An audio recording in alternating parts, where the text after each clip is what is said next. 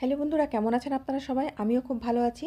আজ আমি আপনাদের জন্য সজনে ফুলের একটা চচ্চড়ি রেসিপি নিয়ে এসেছি, যেটা বানানো খুবই সহজ। খুব সামান্য উপকরণ দিয়ে এটা তৈরি করা হয়, কিন্তু খেতে ভীষণ টেস্টি হয়।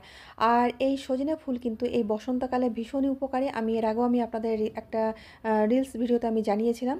কারণ বসন্তকালে সজনে ফুল খেলে নাকি পক্স, হাম আমাদের যে শরীরে হয় সেটা নাকি হওয়া থেকে বিরত থাকে, বা সেটা হয় না, কারণ সজনে ফুল এতটাই উপকারী আমাদের শরীরের জন্য।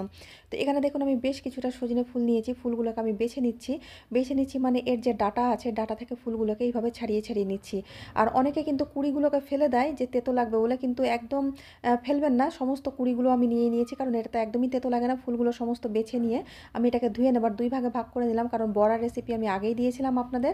আর অর্ধেকটা বড়া করব, অর্ধেকটা চচ্চড়ি করবো। তো খুব ভালো করে ধুয়ে আমি জল ঝরিয়ে নেবো এই সজনে ফুলটাকে। তারপর আমি রান্নায় চলে যাচ্ছি। তো এখানে একটা কড়াই বসিয়ে দিয়েছি। কড়াই দিয়ে দিলাম কিছুটা পরিমাণে সর্ষের তেল, দুটো শুকনো লঙ্কা ফোড়ন, আর দিয়ে দিচ্ছি কিছুটা কালো জিরে ফোড়ন। এবার আমি এই ফোড়নটাকে দিয়ে ডুমো ডুমো করে কেটে রাখা আলু দিয়ে দিলাম। আলুটাকে 2 থেকে 3 মিনিট একটু নাড়াচাড়া করে হালকা একটু ভাজা ভাজা হয়ে গেলে বেগুন দিয়ে দিচ্ছি। আমি ছোট্ট একটা বেগুন ছোটো ছোটো টুকরো করে কেটে নিয়েছি।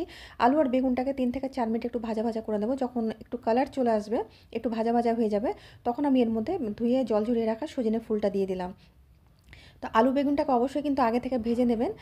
তো আমি সজনে ফুলটা দিয়ে দিলাম, আর কাঁচা লঙ্কা কুচি আর নুন হলুদ দিয়ে দিলাম। আর কিচ্ছু না, শুধু দুটো কাঁচা লঙ্কা কুচি দিয়েছি, আর নুন আর হলুদ, আর কোনো মশলা দেবো না। এবার খুব ভালো করে নাড়াচাড়া করে সামান্য একটু জল দিয়ে দিলাম, যেন তলায় লেগে না যায় সজনে ফুলটা। জল দিয়ে এটাকে ঢাকা দিয়ে রাখবো আমি 10 মিনিটের জন্য, গ্যাসটাকে একেবারে মিডিয়াম ফ্লেমে রেখে। 10 মিনিট পর আমি ঢাকনাটাকে খুললাম। যেটুকু জল দিয়েছিলাম দেখুন জলটাও শুকিয়ে গেছে, আর সবজিটা আমার বেশ কিছুটা সেদ্ধ হয়ে এসছে, এখনও পুরোপুরি সেদ্ধ হয়নি। তো আমি একটু মাখা মাখা করে আমি একটু নেড়ে নিলাম। খুব ভালো করে নেড়ে নিয়ে গ্যাসটাকে লো ফ্লেমে রেখে আমি আরও 5 মিনিটের জন্য ঢাকা দিয়ে রাখলাম, যেন সব কিছু খুব ভালো করে মাখো মাখো হয়ে যায়।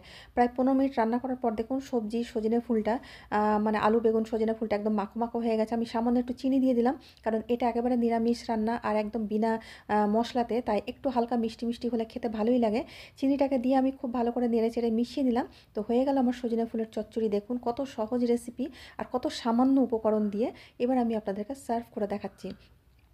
তো আমি একটা বোলের মধ্যে নিয়ে আমি সার্ভ করে নিচ্ছি। দেখুন এটা দেখতে যতটা সুন্দর হয়েছে, এটা খেতেও ভীষণ ভালো হয়, গরম ভাতের সাথে জাস্ট অসাধারণ লাগে। তাই একবার হলেও ট্রাই করে দেখবেন। আর আমার রেসিপিগুলো যদি ভালো লাগে অবশ্যই আমার চ্যানেলটাকে সাবস্ক্রাইব করবেন এবং কমেন্ট করে জানাবেন যে আপনাদের কেমন লাগছে। আপনাদের একটা কমেন্ট কিন্তু আমাদের উৎসাহিত করে সামনে এগিয়ে যাওয়ার জন্য। তাই ভালো থাকবেন, সুস্থ